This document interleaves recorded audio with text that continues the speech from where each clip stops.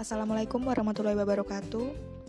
Kami dari kelompok 3 dari kelas manajemen C yang beranggotakan saya Nindya Sukma Putri dan kedua teman saya Farika Umari dan Intan Prima Danika. Baik, di sini kami akan menjelaskan tentang resiko ketidakpastian dan pengambilan keputusan.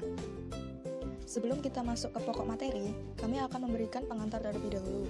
Dalam teori ekonomi, kita sering mengabaikan dua masalah pokok yang sering terjadi dalam dunia nyata, yaitu masalah ketidakpastian dan ketidaksempurnaan informasi. Kita selalu menganggap bahwa harga, biaya, permintaan, laba, dan sebagainya diketahui dengan pasti. Misalnya, dalam pembuatan keputusan produksi, kita menganggap bahwa suatu perusahaan telah mengetahui secara pasti harga input dan outputnya. Jadi, permintaan dan penawaran input, sebagaimana permintaan dan penawaran output, keduanya selalu berfluktualisasi sepanjang waktu. Ketidakpastian, probabilitas, dan nilai harapan. Istilah probabilitas digunakan untuk mengukur secara kuantitatif berbagai kemungkinan kejadian yang tidak pasti. Konsep probabilitas ini dibagi menjadi dua, yaitu probabilitas objektif dan probabilitas subjektif.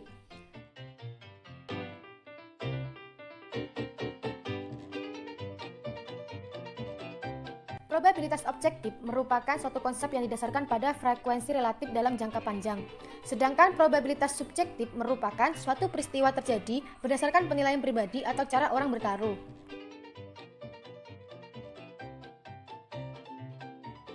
Selanjutnya adalah contoh probabilitas objektif. Sebuah kotak yang berisi 3 bola putih dan bola merah, ukuran, berat, dan sebagainya sama atau identik kecuali warna. Kemudian kita kocok kotak tersebut dan mengambil salah satu bola tanpa melihatnya. Pertanyaannya adalah, apakah bola yang terambil itu berwarna merah? Tentu saja kita tidak tahu bola berwarna apa yang kita ambil tersebut. Tetapi kita dapat menunjukkan ketidakpastian itu dengan mengatakan probabilitas terambilnya bola putih 1/3 dan probabilitas terambilnya bola merah adalah 2/3. Contoh probabilitas subjektif. Misalkan kita sedang menyaksikan pertandingan sepak bola antara Persib melawan Persebaya. Jika kita mengatakan bahwa probabilitas Persib menang sama dengan setengah, probabilitas Persebaya menang sama dengan 1/4, probabilitas pertandingan seri sama dengan 1/4. Nah, maka kita bersedia bertaruh 2/1 untuk Persib melawan Persebaya, dan kita bertaruh 1/1 untuk Persija bila pertandingan seri. Tentu saja, secara konsisten kita bersedia membayar taruhan 2/1 bila Persib dan Persebaya bermain seri. Variabel random merupakan variabel yang memiliki nilai yang tidak pasti, tetapi mempunyai distribusi probabilitas yang diketahui.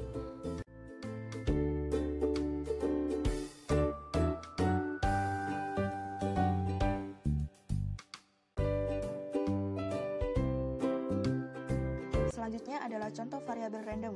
Sebuah perusahaan tidak dapat memastikan berapa laba yang akan diperolehnya pada tahun depan, tetapi perusahaan tersebut yakin mempunyai suatu peluang yang sama atau probabilitasnya, yakni naik 100 juta rupiah atau turun 100 juta rupiah.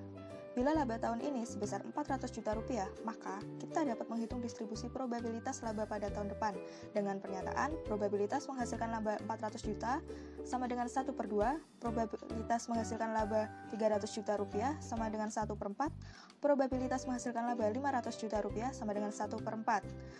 Jadi pertanyaannya adalah, laba yang dihasilkan ada berapa? Baik, langsung saja kita jawab. Jika laba berubah, maka perubahannya mempunyai kesempatan yang sama, naik 400 juta rupiah dan turun 400 juta rupiah. Maka, laba sama dengan 1/2 dikali 400, ditambah 1/4 dikali 300, ditambah 1/4 dikali 500, sama dengan 400 juta rupiah. Jadi, dua kasus di atas sama-sama mempunyai laba yang diharapkan sebesar 400 juta rupiah. Tetapi, kasus yang terakhir berisiko lebih tinggi daripada kasus sebelumnya. Nah, oleh karena itu, kita harus mengukur resiko tersebut. Resiko tersebut ditunjukkan oleh varian dari laba yang diharapkan.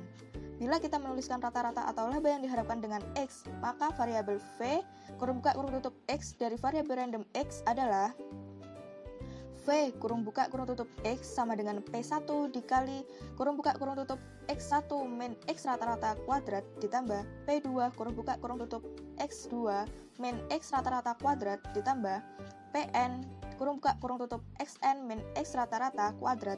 Jadi, V laba sama dengan 1/2 dikali 0 kuadrat ditambah 1/4 kurung buka min 100 kuadrat ditambah 1/4 kurung buka 100 kuadrat. Jadi, 100 kuadrat per 2. Dalam analisis ketidakpastian ini, kita akan menggunakan nilai harapan dan varian dari laba, harga, biaya, dan sebagainya. Biasanya, perusahaan dapat menaikkan nilai laba harapan hanya dengan melakukan investasi yang berisiko lebih tinggi, yang berarti akan menaikkan varian dari labanya. Akan tetapi, investasi yang berisiko lebih tinggi tidak selalu menaikkan nilai laba harapan dengan tingkat yang sama dan dengan risikonya. Hal ini dapat dilihat pada kurva laba, tumbal, opportunity profit perusahaan yang ditunjukkan oleh gambar 3.1, yaitu peluang memperoleh laba.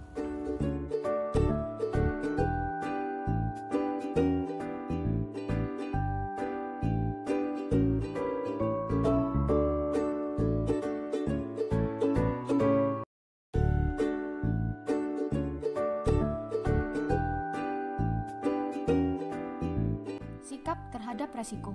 Beberapa orang sangat senang mengambil resiko. Bagi mereka, resiko itu tidaklah buruk, tetapi sesuatu yang bagus. Sementara yang lainnya indifferent. Yang terakhir, ada yang sama sekali tidak suka dengan resiko.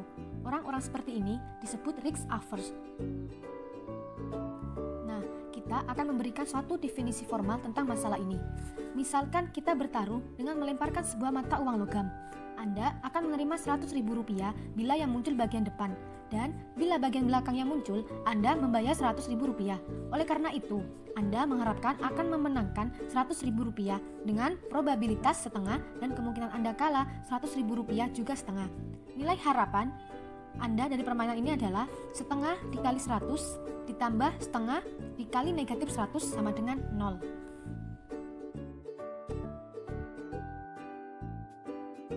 Seseorang disebut risk averter bila dia tidak bersedia ikut suatu permainan taruhan yang fair. Seseorang disebut risk neutral bila dia tidak bisa dipengaruhi untuk menolak atau mengikuti suatu permainan taruhan yang fair. Seseorang disebut risk lover atau risk seeker jika dia akan senang sekali mengikuti suatu permainan taruhan yang fair. Fungsi utilitas, utility function. Pendapat dari ketiga kelompok ini akan berbeda. Misalkan, seseorang yang berpendapatan Rp800.000 diajak bertaruh. Dia akan menerima Rp100.000 dengan probabilitas setengah dan kehilangan Rp100.000 dengan probabilitas setengah. Utilitas mula-mula orang tersebut adalah Rp800.000. Setelah selesai bermain, orang ini akan memperoleh utilitas Rp700.000 dengan probabilitas setengah dan Rp900.000 dengan probabilitas setengah juga. Utilitas yang diharapkan adalah sebagai berikut. U sama dengan 1/2 U dikali 700 plus 1/2 U dikali 900.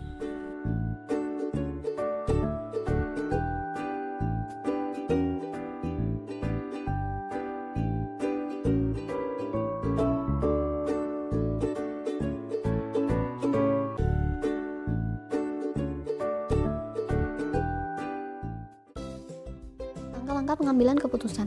Proses pembuatan keputusan merupakan inti dari setiap masalah yang dihadapi oleh dunia bisnis. Bagian ini secara singkat membahas langkah-langkah pengambilan keputusan dalam dunia bisnis. Secara umum, proses pengambilan keputusan dibagi menjadi 6 langkah. Yang pertama yaitu pembatasan masalah. Langkah pertama ini intinya diarahkan pada usaha untuk menentukan dengan jelas batasan-batasan keputusan apa yang akan kita buat. Yang kedua yaitu penentuan tujuan. Dalam keputusan ekonomi, kita tidak selalu mendapatkan apa yang kita inginkan. Namun demikian, dalam keputusan memilih, kita harus tahu apa yang kita inginkan. Di sektor swasta, hampir semua keputusan ditujukan untuk mendapatkan laba. Selisih antara TR dengan TC, pencapaian laba maksimum ini merupakan tujuan alamiah dari sebuah perusahaan swasta. Sementara itu, bagi sektor pemerintah, mempunyai tujuan yang lebih luas. Pertimbangannya biasanya berdasarkan analisis atau kriteria manfaat biaya. Kemudian yang ketiga, pencarian alternatif. Pada tahap ini, beberapa pertanyaan yang perlu kita ajukan adalah, apa alternatif tindakan untuk pencapaian tujuan? Variabel apa saja yang dapat kita kendalikan? Apa kendala yang kita hadapi dalam pencapaian tujuan? Yang keempat yaitu peramalan dampak. Pada tahap ini kita mencoba untuk mengamati bagaimana konsekuensi dari setiap alternatif pilihan. Jika hasil yang diharapkan tidak pasti, bagaimana sifatnya? Dapatkan informasi yang lebih baik diperoleh untuk meramalkan suatu hasil. Tugas peramalan, konsekuensi ini tergantung pada keadaannya. Bisa dilakukan secara langsung atau diabaikan sama sekali. Kadangkala perhitungan secara aritmatis sederhana sudah cukup. Tetapi bisa juga dengan menggunakan model statistik atau ekonometrika. Atau bisa dengan model deterministik jika keadaannya pasti, dan dengan model probabilistik jika pengambilan keputusan dalam keadaan yang mengandung resiko atau ketidakpastian. Kemudian yang kelima yaitu penentuan pilihan. Setelah semua analisis selesai dilakukan, kita bisa menentukan pilihan yang paling kita inginkan. Setelah seseorang mengambil keputusan menetapkan konteks permasalahan, menetapkan tujuan, dan mengidentifikasi alternatif yang tersedia. Bagaimana cara untuk memilih satu pilihan yang diinginkan? Jika semua variabel dalam proses pengambilan keputusan bisa dikuantifikasikan, maka kita dapat menggunakan beberapa metode tertentu untuk menetapkan keputusan yang paling optimal. Metode-metode tersebut antara lain analisis marginal, programis linier, pohon keputusan, analisis manfaat biaya, dan sebagainya. Yang terakhir yaitu analisis sensitivitas. Analisis ini mempunyai beberapa kegunaan, yaitu yang pertama, memberikan informasi faktor-faktor kunci dalam permasalahan yang mempengaruhi keputusan. Yang kedua, menelusuri pengaruh perubahan-perubahan variabel yang tidak diyakini manajer tersebut. Dan yang terakhir, menghasilkan solusi dalam kasus proses pengulangan pengambilan keputusan jika keadaan-keadaan tertentu dimodifikasi.